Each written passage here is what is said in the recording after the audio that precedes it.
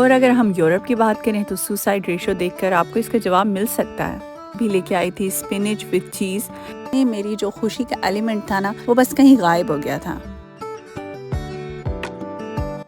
अस्सलाम वालेकुम एवरीवन, कैसे हैं आप सब लोग? आई होप सब लोग ठीक होंगे इंशाल्लाह। और अल्हम्दुलिल्लाह भाई, मैं भी बिल्कुल ठीक हूँ।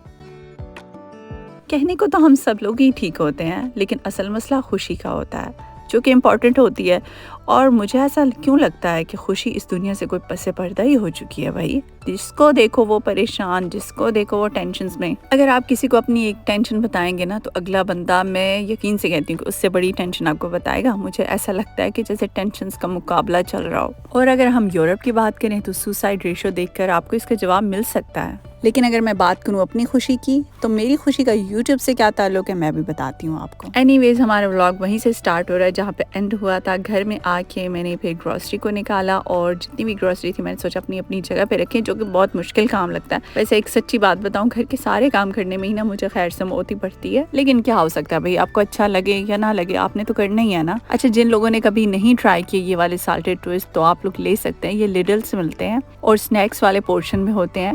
वैसे अगर जिन लोगों ने ट्राई नहीं किए तो आप लोग कीजिएगा, ये बहुत टेस्टी होते हैं। और साथ ही आज मैं लिडल से ये भी लेके आई थी spinach with cheese in pastry rolls, और ये बहुत अच्छे होते हैं, ये भी टेस्टी होते हैं। लेकिन इनका रंग रूप पे मत जाएगा, क्योंकि ये मैंने एयर फ्रायर में बनाए थे ना, तो जो ग्रिल का ऑप्शन था वो लाइट सा उसके ऊपर रखा था, तो ऊपर से ये ज़्यादा ब्राउन नहीं हुए, बट बहुत टेस्टी होते हैं ये भी। बाहर से खाने का जब भी मेरा एक्सपीरियंस हुआ है वक्ती तौर पर, तो वो बहुत अच्छे लगते हैं, टेस्टी लगते हैं, बट वो बहुत ऑयली होते हैं। तो घर की ये थे कि थोड़े ड्राई ड्राई थे, क्योंकि ऑलरेडी पेस्ट्री डो में बहुत ज़्यादा मक्खन होता है। ईमान ने तो वो ट्राई नहीं किए, क्योंकि उसको इस तरह की पालक वाली चीज़ें पसंद नहीं है, और उसके लिए फिर मैंने साथ में ये बर्गर वगैरह प्रिपेयर कर दिए थे, वो भी विदाउट सैलेड, क्योंकि उसके भाई मूड पे डिपेंड करता है। कभी कभी वो बीच में सैलेड वगैरह यूज़ कर लेती है, बट कभी कभी उसका मूड नहीं होता, तो आज उसके लिए मैंने विदाउट सैलेड ही बनाया था। अच्छा जी, तो हम बात कर रहे थे खुशी की। खुशी बेसिकली हमें अपने अंदर ही ढूंढनी पड़ती है, क्योंकि हमें बाहर से कहीं नहीं मिलने वाली। अगर मैं यहाँ पर अपनी रूटीन की बात करूँ, तो मैं लास्ट वीडियो में बड़ी तफसीलन बता चुकी हूँ, और उससे आपको मेरी रूटीन का भी थोड़ा बहुत अंदाज़ा हो गया होगा, क्योंकि मैं स्टडी भी करती हूँ, साथ घर को भी देखना है, और बाहर के काम भी ऑब्वियसली खुद ही करने पड़ते हैं, क्योंकि हस्बैंड्स लोग तो सबकी यहाँ पर जॉब्स पे होते हैं, तो लेडीज़ खुद ही करती हैं। अब अगर देखा जाए तो मैं तो अपनी सारे काम कर रही हूँ, जो भी मेरी रिस्पॉन्सिबिलिटीज़ हैं, लेकिन इसमें मेरी जो खुशी का एलिमेंट था ना, वो बस कहीं गायब हो गया था। क्यों? क्योंकि लाइफ में से ना एडवेंचर गायब हो गया था। वो एडवेंचर जो हमें पाकिस्तान में अपने रिश्तों से मिलता है, हम कहीं आते जाते हैं, वो वाली जो चीज़ है ना, वो यहाँ पर नहीं है। ऊपर से वेदर इतना डिप्रेस्ड कर देता है ना बंदे को, कि मतलब वैसे ही थका रहता है इंसान। अब क्या है ना कि आदमी को लगता है कि मेरी ज़िंदगी में सिर्फ काम ही रह गया भाई, सिर्फ काम करो, सुबह उठो फिर से काम पे चले जाओ। तो यहाँ पर ना आपकी ऑलमोस्ट सेम रूटीन रहती है, इस वजह से इंसान बोर हो जाता है। अगर मैं अपनी बात करूँ तो मैं इतनी इरिटेटेड पर्सन बन गई थी कि जिसका कोई हिसाब नहीं। मुझे हर छोटी छोटी बात पे बहुत गुस्सा आता था। हालांकि जो मैं स्टडी भी कर रही हूँ ना, वो मैं अपनी खुशी से कर रही हूँ, अपनी खुशी के लिए कर रही हूँ। इन शॉर्ट, मैं किसी मजबूरी में नहीं कर रही हूँ। तो सोचे, मैं फिर भी इतनी ज़्यादा तंग पड़ गई थी, क्योंकि रूटीन काफ़ी हेक्टिक हो जाती है। अच्छा, साथ में आप लोगों को बता दूं, एक्चुअली ईमान की फ्रेंड की बर्थडे थी, और उसने वहाँ पे जाना था, तो उसके लिए मैं यहाँ पे आई थी।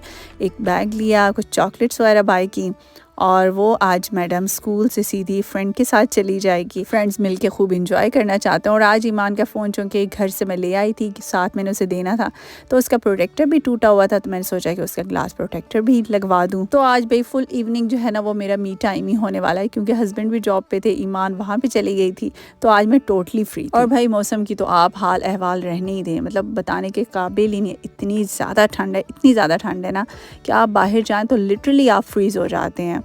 और सिर्फ नाम का ही अप्रैल आया गया कोई नहीं है। यहाँ पर सर्दी के सीज़न को ऑलमोस्ट 8 मंथ्स होने वाले हैं, और मुझे तो लगता है इस दफ़ा सर्दी पक्की वाली मेहमान बन के जाने का नाम ही नहीं ले रही। और बस ऐसे मौसम में मेरा भी दिल कर रहा है कि मैं भी आज अपने लिए चिप्स बनाती हूँ। चिप्स इसलिए कह रही हूँ क्योंकि मुझे फ्रेश आलू की चिप्स वो वाली पसंद है। मुझे वो फ्रोज़न ना फ्राइज़ वो वाली नहीं पसंद, मैं वो नहीं बनाती अपने लिए। बच्चों के लिए वही बनाती हूँ, क्रिस्पी वाले भी मिलते हैं वो भी, लेकिन मुझे फ्रेश आलू के पसंद है। और जो आलू मैं घर में यूज़ करती लाती हूँ ना वो ऑर्गेनिक होते हैं। खैर मैं पूरी जितनी भी वेजिटेबल्स लाती हूँ मैं कोशिश करती हूँ मोस्टली चीज़ें उनमें से ऑर्गेनिक ही होती हैं, लेकिन जो आलू ऑर्गेनिक अगर आपने कभी खाया हो ना तो बहुत ही ज़्यादा वो टेस्टी होता है, उसका टेस्ट बिल्कुल और होता है। तो फिर उसके अगर आप फ्राइज़ करें, बस हाँ इनका ये फॉल्ट होता है कि ये बहुत जल्दी गल जाते हैं। हालांकि मैंने हाई आंच पे इनको कुक किया था, लेकिन फिर भी ना ये बहुत जल्दी ऐसे नरम हो जाते हैं। लेकिन यकीन करें अगर आप अपनी खुशी के लिए कभी कभी कोई काम कर लेते हैं ना तो आपको आपकी जो पर्सनैलिटी है ना वो कंप्लीट लगती है, और मुझे लगता है उससे दूसरों को ज़्यादा फ़ायदा पहुँचता है,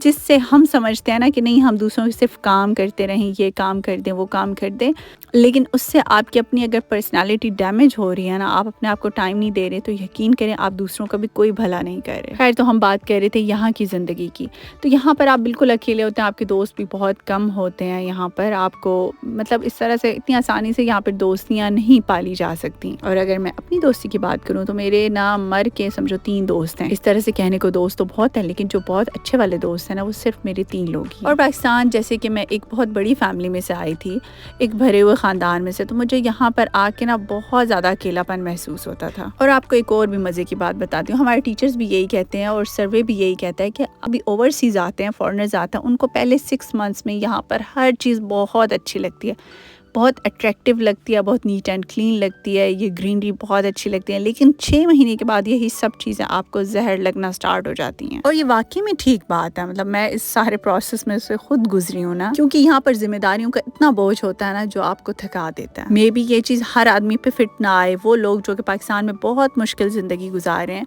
वो जब यहाँ पर आएंगे तो यकीनन उनके लिए बहुत अच्छा होगा। और आजकल तो वैसे भी भाई पाकिस्तान से निकलने का और फॉरेन में आने का शौक ट्रेंड पकड़ चुका है, वो तो हर कोई वैसे ही करे जैसे उसे लगता है कि उसकी ज़िंदगी के लिए बेहतरीन है। Anyways let's come to the topic. तो मुझे बचपन से ही ना इस तरह की चीज़ें करने का बहुत ज़्यादा शौक था, लाइक वीजे बनना, होस्ट करना, इस तरह की चीज़ों का मुझे काफ़ी ज़्यादा शौक था।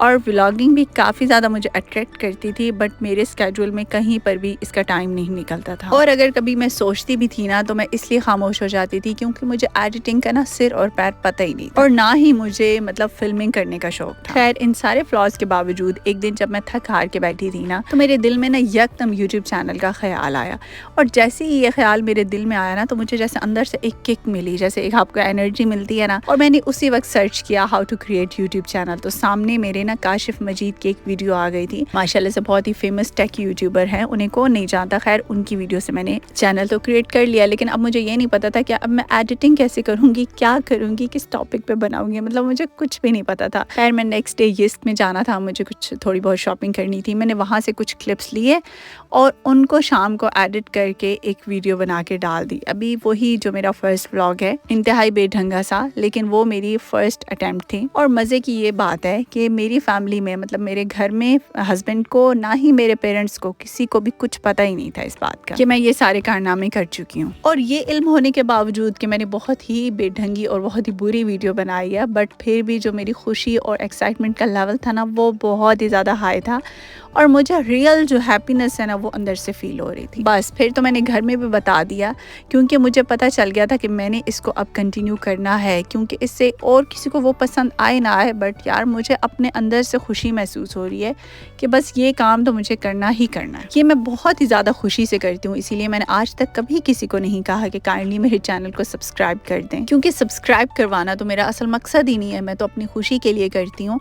हाँ, अगर कोई खुद अपनी खुशी से इस फैमिली का मेम्बर बनना चाहता है तो मुझे बेतहाशा खुशी होती है, वो मुझे एक अप्रिसिएशन फील होती है कि हाँ उस आदमी को ये चीज़ पसंद आई और वो हमारी यूट्यूब फैमिली का मेंबर बनना चाहता है। चैनल के जो पहले 6 से 7 महीने थे उसमें मैं बहुत ज़्यादा on end of videos upload करती थी। इससे मुझे अच्छी तरह से पता है कि इससे चैनल्स ग्रो नहीं करते हैं, आपको रेगुलरिटी दिखानी होती है तभी आप यूट्यूब एल्गोरिथम में फ़िट आते हैं। आज की वीडियो में आप लोगों से ये सारी चीज़ें और अपने दिल की बात ये शेयर करने का मकसद यही था कि अगर आप भी अपनी ज़िंदगी में अपने लिए कुछ करना चाहते हैं तो प्लीज़ उसके लिए भी टाइम निकालें, क्योंकि वो भी बहुत इंपॉर्टेंट है और उसे इम्पोर्टेंस दें। लिहाजा सच्चे दिल से अपना ख्याल रखने की कोशिश करें। और ओके जी, मिलते हैं नेक्स्ट व्लॉग में। टिल देन अल्लाह हाफिज़, बाय बाय।